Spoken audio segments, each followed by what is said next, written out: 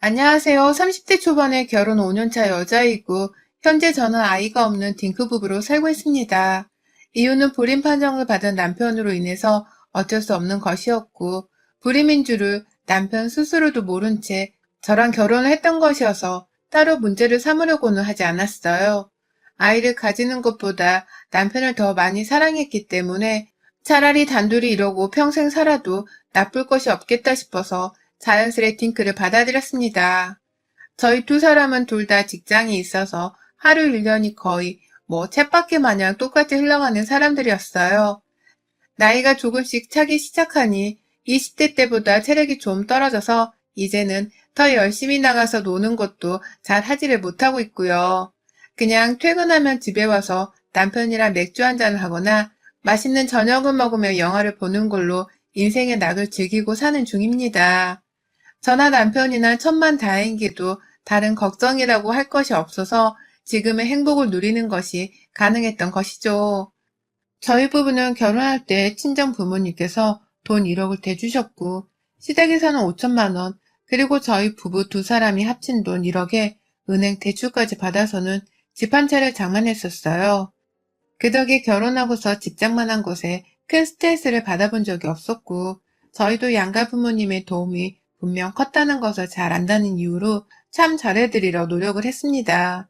정확한 수치를 따지고 보면 저희 친정 부모님이 시부모님보다 2배에 가까운 돈을 더 보태주셨는지라 더 신경을 쓰면서 챙겨드려 했는데 그냥 누가 더 좋고 말고 따질 것이 없이 모두에게 늘 살가운 자식이 되려고 노력을 했어요. 저희 친정 부모님도 시부모님께만 이쁨을 받고 산다면 섭섭할 것이 없다면서 늘 저의 입장을 먼저 생각해주고 이해해주려 하셨고요. 하지만 시부모님께서는 좀 다른 입장이셨습니다.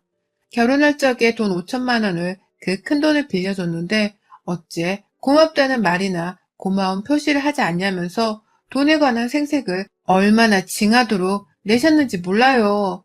바로 옆에 있는 저희 친정 부모님이랑 딱 봐도 비교가 되는 것이 안타까웠을 정도로 돈에 대해서는 구질구질하게 구시더라고요. 그러니 제 남편도 이렇게 될 줄은 몰랐다면서 많이 창피하고 또 고개를 들지 못할 적이 많았죠.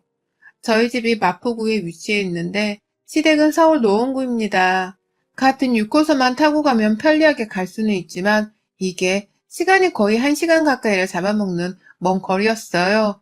그러니 남편도 그렇고 저도 그렇고 직장을 다니는 평일에는 시댁에 한번 찾아가는 것이 너무 큰 무리였고요. 그렇게 시댁에 가면 집에 돌아올 시간이 밤 11시가 넘을 거란 걸 잘 알았는지라 웬만하면 시댁은 주말에 일찍 찾아가 인사를 드리려고 했습니다. 만약에 부르지 않으신다면 굳이 찾아갈 이유도 없었고요.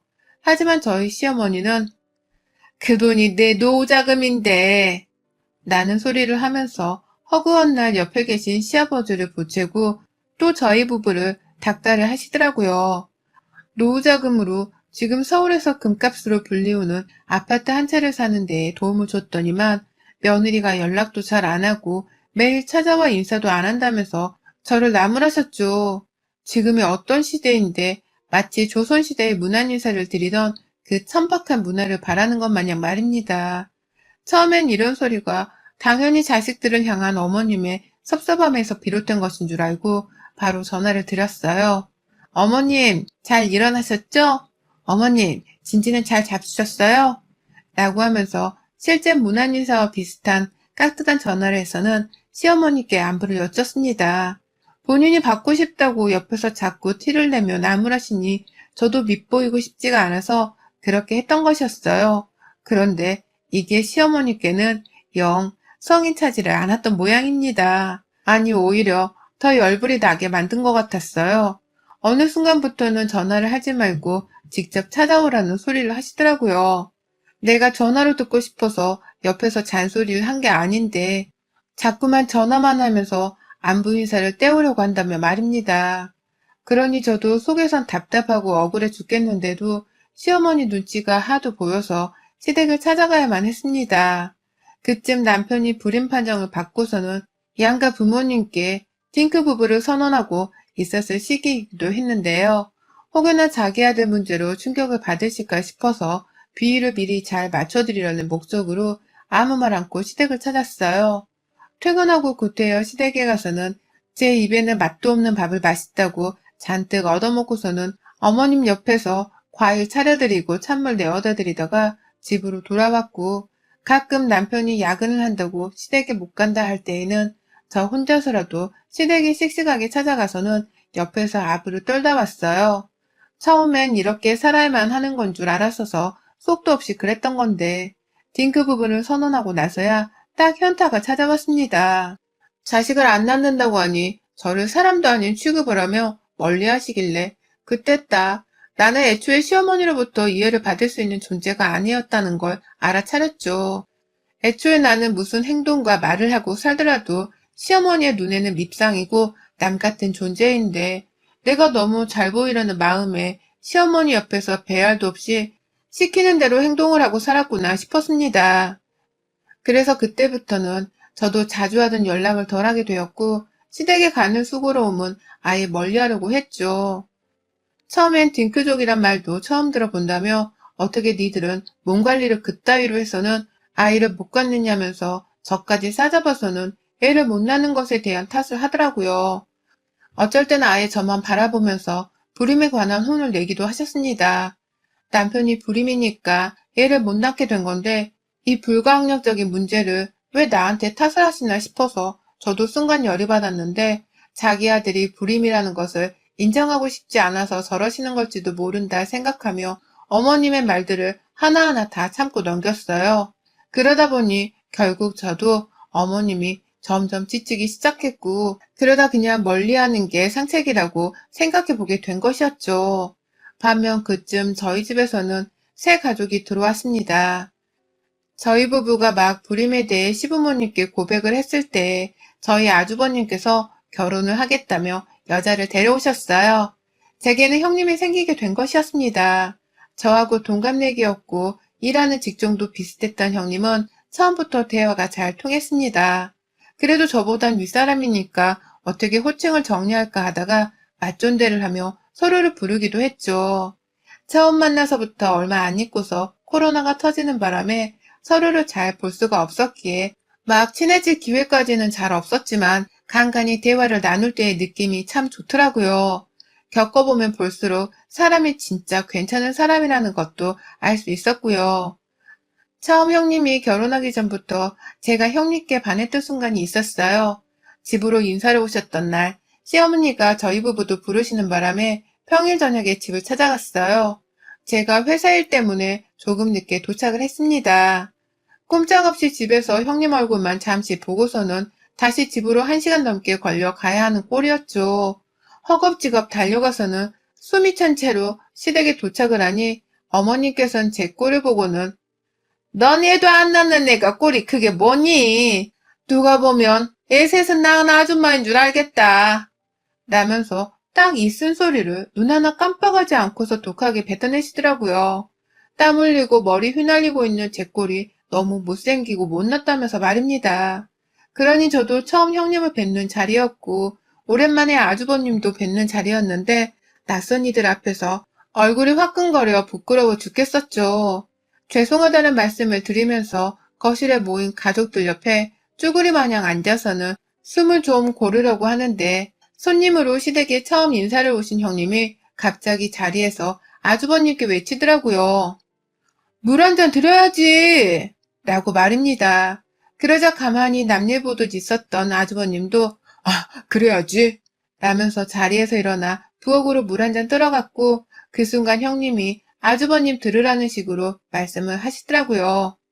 숨이 차신 것 같은데 얼음물이 낫겠죠? 라고 말입니다. 그러자 아주버님도 거의 반자동적으로 냉동실 문을 열어서는 얼음 조각을 꺼내 담아주셨어요. 덕분에 저는 물 한 잔 시원하게 얻어먹으면서 속을 차릴 수가 있었고, 물을 따라 졸래졸래 오는 아주버님의 모습을 보는 시어머니의 속은 뒤집어졌죠. 결국 시어머니는 뒤틀린 속을 주체할 수 없으셨는지, 너는 네 와이프 될 사람이라고 물 한 잔도 아주 깍듯하게 따라 나온다. 라면서 살짝 형님과 아주버님을 둘 다 비꼬았는데 형님이 그러시더라고요. 제가 오늘 손님인데 물이 어디 있는지 몰라서요. 보니까 회사 끝나고 급하게 저 하나 때문에 달려오신 것 같은데 가만히 있는 것도 염치가 아닌 것 같고요. 라고 말입니다. 이 말을 시어머니께 하니 시어머니도 순간 꿀먹은 벙어리가 되어서는 뭘 염치가 아닐 것까지야. 라며 괜히 혼잣말을 하곤 멋쓰게 하셨습니다. 저는 속에서 사이다를 마신 것 마냥 아주 뻥 뚫리는 시원한 경험을 했고요. 괜히 맞은편에 있는 형님을 보면서 웃음을 짓게 되더라고요. 감사한 마음에서 말입니다. 이런 제 표정의 형님은 오히려 콜레가 진동을 해서는 제게 따라 살짝 웃음을 지어 보이시다가 내내 시어머니 앞에서 콜레 진동한 채로 말씀을 듣고는 집으로 돌아가셨어요. 결혼을 하고 나서도 형님의 콜레는 달라지지 않았습니다. 오히려 더해서는 시어머니께 맞서주는 저의 든든한 아군이 되어주었죠. 코로나 때문이기도 하고 불임 얘기를 달고 사시면서 제 자존심을 너무 건드리려고 하시는 바람에 시댁과는 거의 인연을 끊다시피 연락을 하지 않으려 하고 살던 중이었는데 작년 추석에 어머님이 언제 제사를 지내러 올 거냐며 물어보신 적이 있었어요. 먼저 전화를 걸어서 말이죠.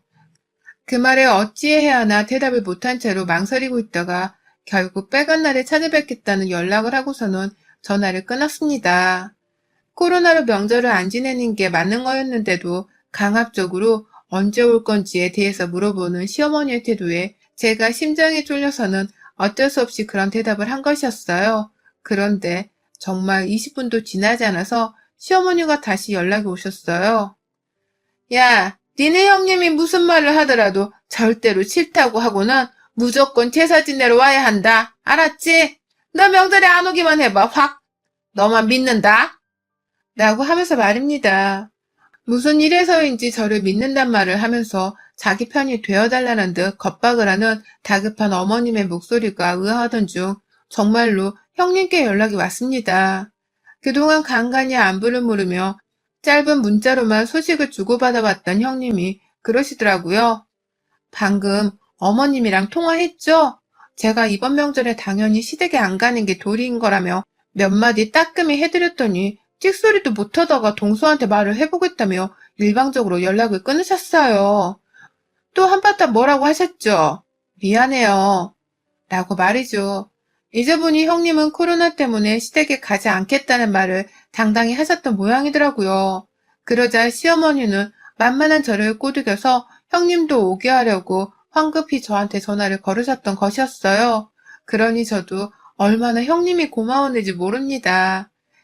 그 말을 듣자마자 코로나로 명절에는 이동을 하지 않는 게 맞는 거라면서 형님의 말을 치켜 세워드렸고 나도 안 가겠다는 말씀을 드리겠다고 했어요. 형님이 먼저 나서서는 요목조목 다 따져준 바람에 저는 그냥 형님을 따라서 안 가겠다고 말만 하면 되었고 형님이 얼마나 말씀을 잘하신 건지 어머님은 알았어. 나는 짜증과 함께 더 말을 나누기 싫다며 전화를 먼저 끊어버리셨어요. 그 덕에 저는 작년 추석을 쉬었고 올 설날도 쉬면서 명절을 멀리할 수 있었습니다. 하지만 이게 저에게 뜬금없이 불똥이 튀는 꼴이 되었어요. 명절일 뿐만 아니라 아주버님 생신 때에도 시어머니가 가족들끼리 한번 모이자면서 6명이나 되는 인원을 자기 집에 일방적으로 날짜를 정해 통보를 하신 적이 있었어요. 그게 설 지나고 나서 얼마 되지 않았을 때였어요.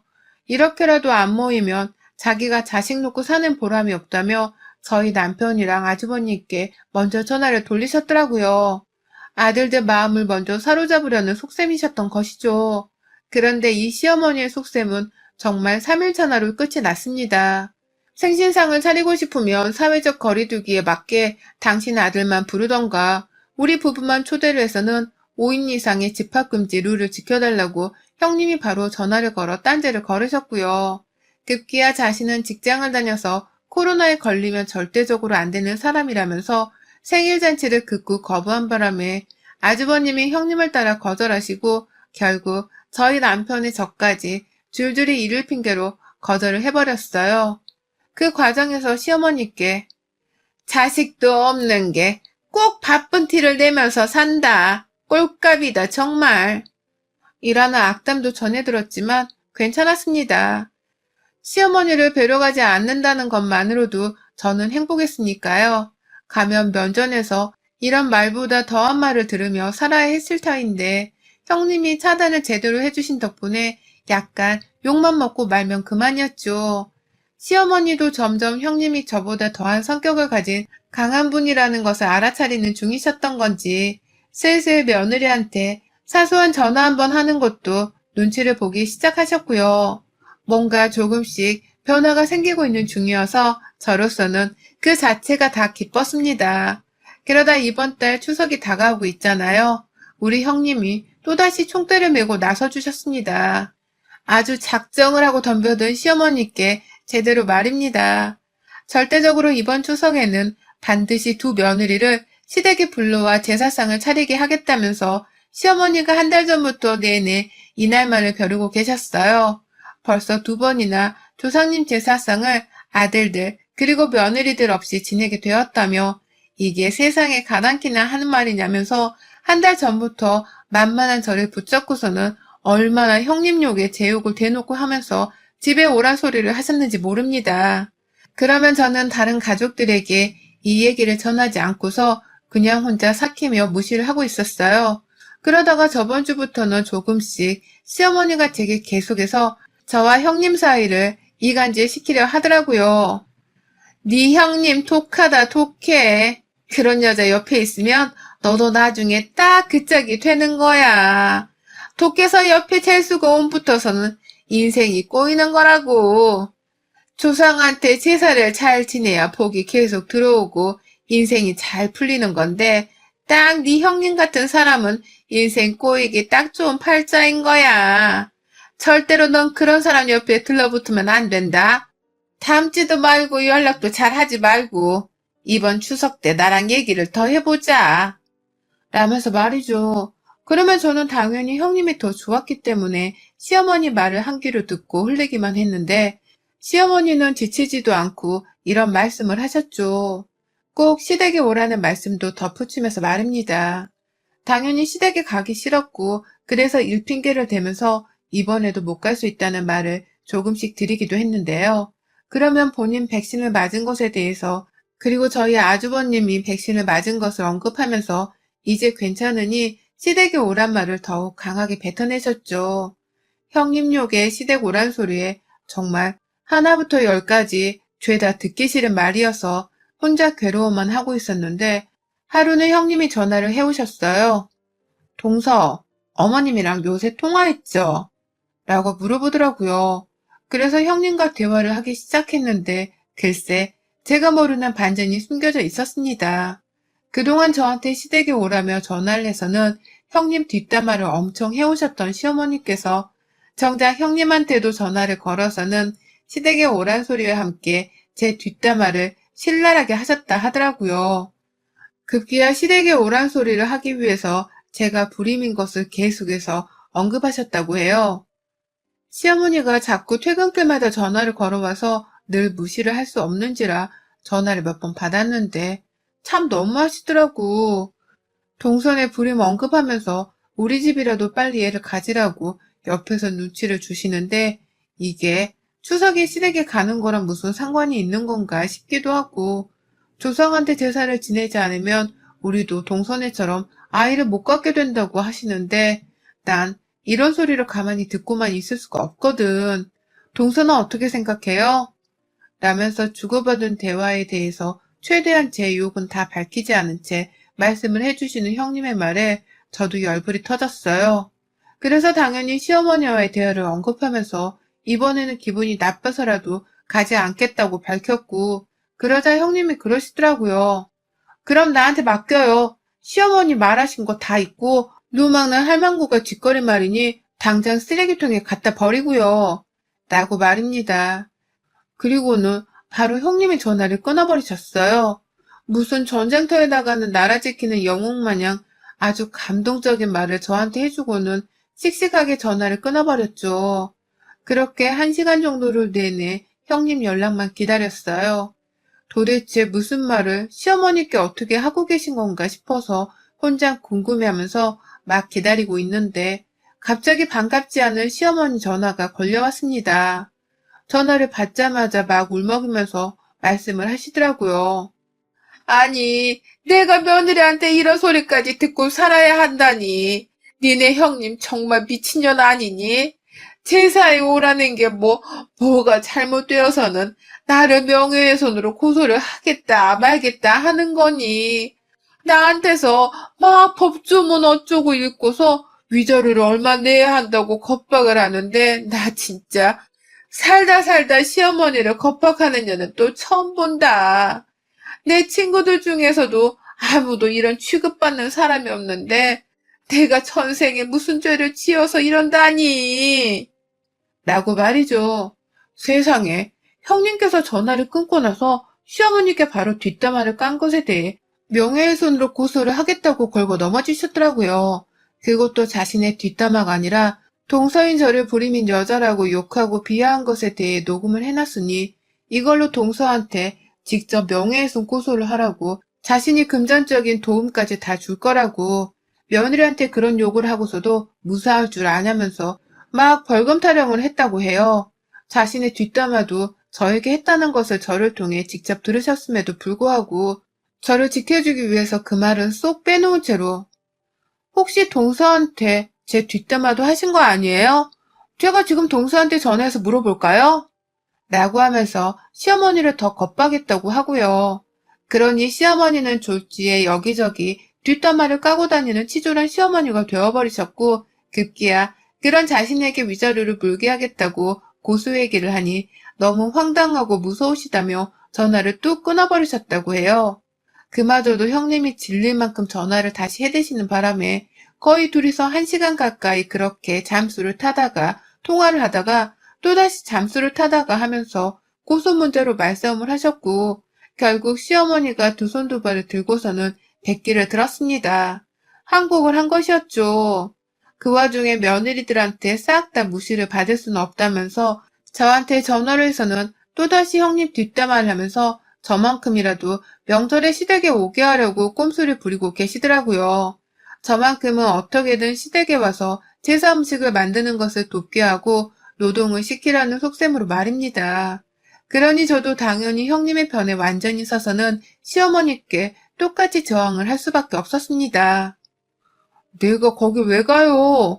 어머님, 설마 내 뒷담화를 형님께 안 하셨을 리는 없을 텐데. 혹시 내 뒷담화도 깐 거 아니에요? 형님께 지금 전화해 볼까요? 형님이 고소한다고 하셨다고요? 저도 형님한테서 그 녹음본 들어보고 생각 좀 해볼게요. 만약 또 어머님 아들이 불임인 걸 가지고서 저를 언급하며 저를 욕보이셨으면 저 어머니 반드시 고소합니다. 형님 말씀대로 위조를 물게 만들어 볼 테니 각오 단단히 하고 계세요. 라면서 2차로 시어머니를 겁박해 버렸습니다. 형님으로부터 이미 제 뒷담화를 깠다는 것을 들어서 알고는 있었지만 저도 저희 형님을 지켜드리기 위해서 그 말은 하지 않은 채 오히려 아무것도 들은 것이 없다는 식으로 모른 채 했어요. 그리고는 같이 고소 얘기를 하면서 시어머니의 마음을 아주 잘근잘근 씹어드렸죠. 고소당할까 무서워서 이번 추석을 얼마나 두려워하면서 보내실런지 그걸 노리면서 시어머니께 내가 직접 형님께 들어보고서 고소를 진행할지 말지 결정할 테니 지금 사과할 거는 사과하세요 미리 라며 겁박을 했어요. 그러니 시어머니도 처음엔 그런 적 없다고 바득바득 우기기만 하다가 아니 내가 잠시 감정이 격해져서는 조금 분이 넘치는 소리를 했는데 네가 그 말을 듣기 싫어할라나? 라면서 저 자세로 나오셔서는 사과 아닌 변명을 하기 시작하셨고요. 그 과정 자체가 얼마나 구질구질해 보였는지 모릅니다. 어머님도 스스로 그걸 눈치챈 것인지 목소리는 아주 개미새끼 마냥 쪼그라들어서는 기어가는 목소리로 겨우 미안하다며 끝내 사과를 하시더라고요. 오해하지 말라는 밑밥을 미리 깔면서 말입니다. 하지만 저는 시어머니가 더 찝찝하라며 사과를 받아들이지 않은 채 생각해 보겠다는 말만 하고서는 전화를 끊었어요. 그리고는 추석이 코앞에 와서도 또 추석이 되어서도 절대로 어머니께 전화를 하지도 않고 겸사겸사 시댁에 찾아가지도 않을 겁니다. 며느리 둘이서 시어머니께 삐뚤어져서는 그냥 시댁을 가지 않을 것이고요. 다음 명절이 와서도 제대로 된 사과를 저와 형님 앞에서 하지 않는다면 절대로 찾아가 제사를 지내는 무상노동력은 제공하지 않으려고 해요. 만약 저 혼자였으면 시어머니께 가스라이팅을 당하며 시댁에 찾아갔을 터인데 든든하고 시원시원한 형님이 계신 덕분에 저도 명절에 시간을 벌게 되었네요. 이 자리를 빌어서 시어머니의 간을 쪼그라들게 만들어준 우리 형님께 꼭 감사하단 말씀을 드리고 싶어요. 쭉 저 괴롭히며 자존감 뭉개뜨리는 맛으로 사셨을 우리 시어머니. 이번 명절은 고소 걱정하며 얼마나 괴롭게 명절을 맞이하실지 안 봐도 뻔합니다. 여러분의 생각은 댓글로 남겨주세요. 오늘도 시청해주셔서 정말 감사합니다.